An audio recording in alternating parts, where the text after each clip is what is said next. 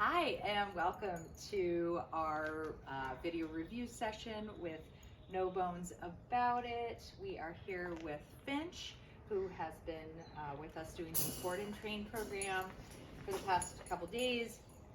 So I'm going to try to break your video segments down into a few different sections. Today, what we're going to cover is our foundation skills. And foundation skills are the skills that everything else builds on. They're the things that your dog can really never be too good at. Generally, we work on name game. I'm going to go through all these individually and how we practice them. Name game, hand targeting, and we are including the reward zone or fun zone, which is our foundation for walking. So one of the things though that I'm going to talk about with him specifically is that you did such a great job teaching him to sit for things, sit for his cookies, sit for his dinner, sit and wait in doorways, that when he first got here, that was all he wanted to do. And it was really hard to get him to do any behaviors that involved movement. And so my strategy for the first day or two was simply to not reward for, I was still having him sit for things, but no rewards were coming for that because he was already so good at it. And so we have to be careful when we start to work on different behaviors, because he's really smart. He tunes into stuff very quickly, that we don't get stuck in one place, that we continue to evolve. And as dogs get better at things, that we start to reward less. So let's talk about name game. Name game is simply when I say your name, you need to stop what you're doing, look at me, and if you are far away, you need to come and find me and get closer.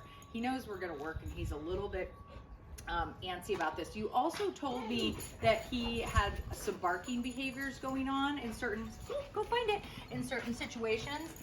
It is absolutely it's what I would call demand barking or attention barking.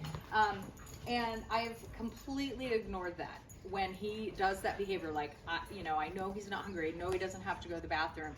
He just wants your attention. You've got to ignore that. He really isn't a barker per se, other than in that kind of environment. He's not a reactive barker. When he hears things, he doesn't bark. He doesn't bark really. I've been also working on training him to be outside and just hang out on the deck by himself. That's a really nice skill to be able to have. So we've been working slowly on, just independence. So again, let's go ahead and work on name game. So all I need is when I say the dog's name for them to stop and look at me and move towards me if they're far away. So one of the things that is fun to do with this, and especially because I needed him to get moving and not be stationary, is that we do a thing called treat toss, where I take just a piece of kibble, not a really exciting treat. Finch, go find it. And I toss it, I tell him go find it, he gets it, and then Finch, yes, good boy. And then I reward him as he gets to me. I do not ask for a sit, because I don't want this to be about sit. I want this to be about you heard your name and you enthusiastically move towards me. As you can tell, this is also going to be the main foundation for come when called. All right, so here we go. Go find it. Let him eat it. Finch, yes! And now he knows the game. He knows generally as soon as he eats it, he turns around and he runs back to me, which is fantastic. And at that point, I can start to add some, we'll get to come when called in a little bit. Go find it. Finch, yes, good boy. Very nice. Okay, you can also notice that I am using the word yes. Yes is what we call a marker word. It marks the exact moment the dog does what I've asked for. So let's say in the instance of sit, yes. As soon as his butt hits the ground, I use the word yes. I can see that bug flying around me. And the word yes then is generally followed by some kind of reward, whether it's petting or praise or treats or whatnot. Okay, and then we use the release word okay when they're finished. Okay.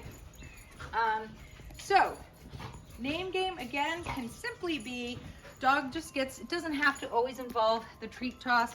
It can be just simply, dog gets distracted. Finch! Yes. You see that beautiful, what we call a head snap, where I say that dog's name and their head whips around and they look at me.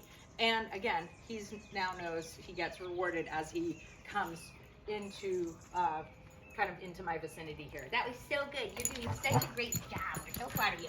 All right, hand targeting is number 2. Hand targeting is an excellent way to refocus or redirect your dog. So let's say, for instance, today he likes to, when he gets wound up, sometimes he likes to dig in the carpet. I always redirect with toys, but another thing I could do to redirect is simply have him do a hand target. Finch, touch. Yes. So all I do is extend my hand, touch. Yes. Open palm out to the side, ask for touch. The dog comes in with his nose and bonks my hand. Touch. Yes. Okay, so that time I asked for 2 touches before one I gave any kind of treat, right? Touch. Oh, and if they miss, you start again. Touch. Okay, so this again, his default, if he doesn't know what to do or isn't sure why he hasn't gotten a cookie right away, is to sit. So not a problem, but we just want to make sure that right now we're only rewarding for things that we've asked for. Rosie, love bug. Rosie. So again, I was trying to hold my hand out and ask for 2 treats. Touch. Yes. There we go. Very nice. So I love hand targeting because I can use it in a variety of scenarios. If we're out on a walk and my dog sees another dog, they see another person, they're distracted by something.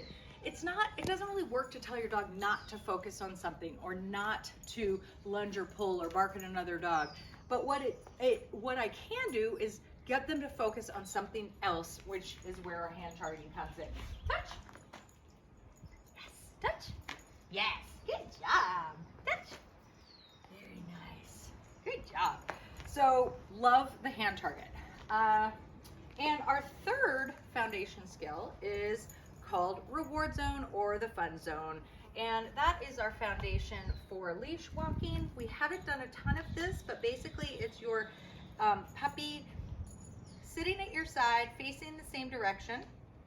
You're taking a treat and you're placing it on the hip above the puppy. Pop, pop, pop, pop.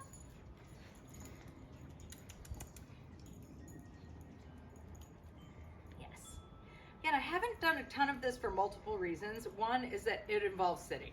And 2, pop, pop, pop. 2, I kind of have to pick and choose all of the things. We only have 1 week. It's not very much time. I have to pick and choose the skills that I really want to hone in on. So, yes, there we go. So we haven't done as much leash walking stuff as we have focused on recall and crate training skills, go to your bed. Those are things I'm going to show you in the second installment, of our video series. So for right now, again, if you go back and you review in your handbook, there is a page that talks about each of, or all of those skills, again, what we refer to as the foundation skills: name game, hand targeting, and reward zone. Pop, pop. Yes! That's another tool I'll use sometimes, is just saying something like pup pup to get the puppy's attention. But all in all, his foundation skills are coming along fantastically. And we will see you in the next coaching video. Bye.